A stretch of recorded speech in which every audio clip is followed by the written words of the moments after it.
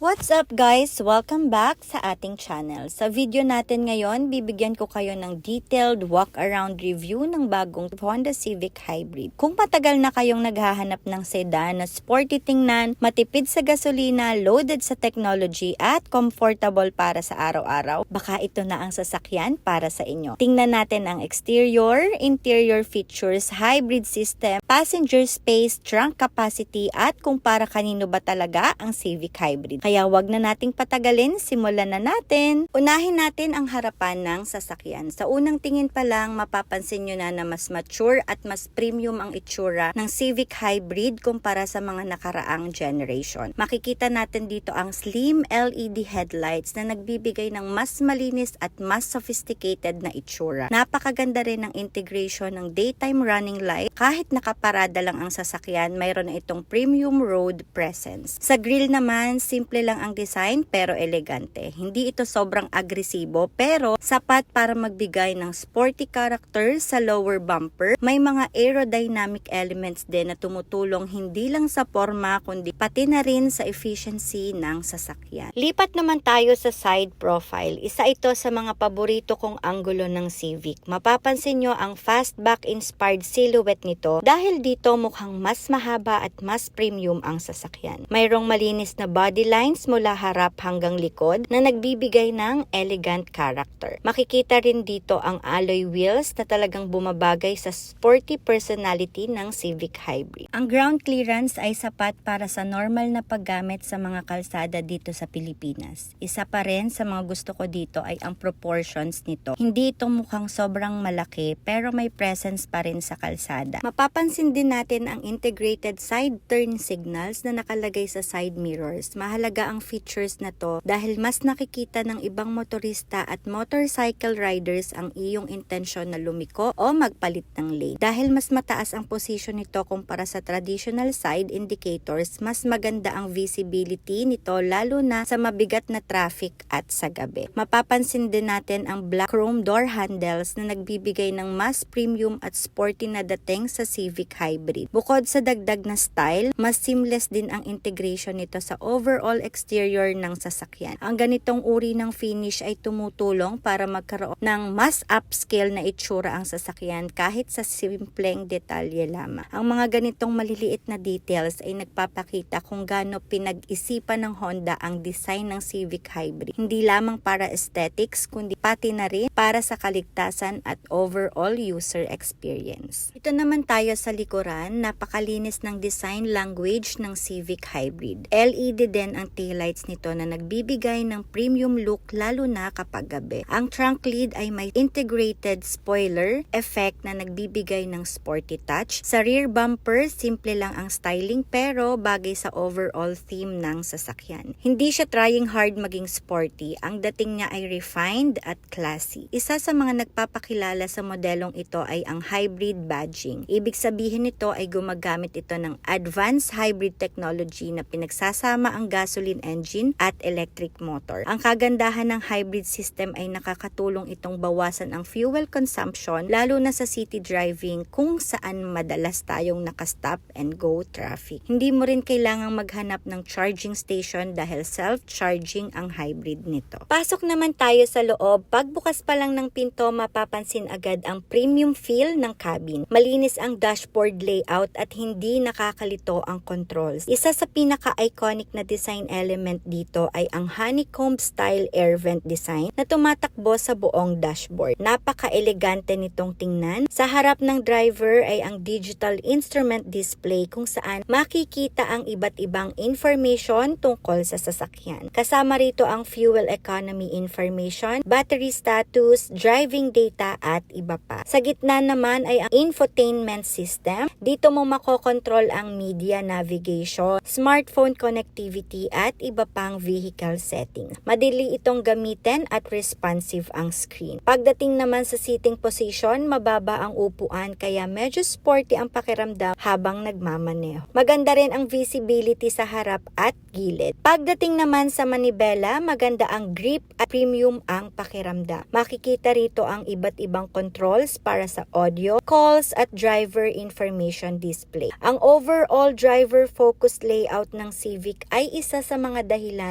kung bakit maraming mahilig sa pagmamaneho ang gustong-gusto ang modelong. Tingnan naman natin ang likod. Para sa isang compact sedan, maganda ang passenger space ng Civic Hybrid. May sapat na legroom para sa average na adult passengers. Maganda rin ang headroom. Komportable ang seating position para sa daily commute at kahit sa long drives. May rear air vents din, depende sa variant, na malaking tulong lalo na sa mainit na klima dito sa Pilipinas. Ngayon, tingnan naman natin ang trunk. Isa sa mga advantages ng sedan ay ang malaking cargo area. Kasya rito ang mga grocery bags, travel luggage, sport equipment at iba't iba pang gamit para sa araw-araw. Practical ito para sa pamilya at sa mga taong madalas bumiyahe. Pag-usapan natin ng konti ang driving experience. Isa sa pinakamagandang katangian ng Civic Hybrid ay ang tahimik nitong operation. Kapag mabagal ang takbo o city driving, madalas electric motor ang gumagana kaya tahimik at smooth ang experience. Kapag kailangan mo naman ng dagdag na power para sa overtaking o highway driving, nagtutulungan ang gasoline engine at electric motor. Resulta nito ay magandang fuel economy habang mayroon pa ring sapat na performance. Dahil nga self-charging ito, hindi mo na kailangan at wala ng hassle para maghanap ka pa ng charging station. Kung gusto mo ng sedan na premium ang dating, matipid sa gasolina, may modern technology at comfortable gamitin araw-araw, magandang option ito. Bagay ito sa young professionals, small families at kahit sa mga taong mahilig mag-drive pero gusto ring matipid sa fuel. So ayan na nga guys, ito ang ating detalyadong walk-around review ng Honda Civic Hybrid. Anong masasabi nyo sa bagong Civic Hybrid? Sulit ba ito para sa inyo? I-comment nyo na sa baba ang inyong opinion. Kung nagustuhan nyo ang video, don't forget to like, subscribe at i-hit ang notification bell para updated kayo sa mga susunod na automotive reviews. Maraming salamat sa panonood at magkita-kita tayo sa susunod na video!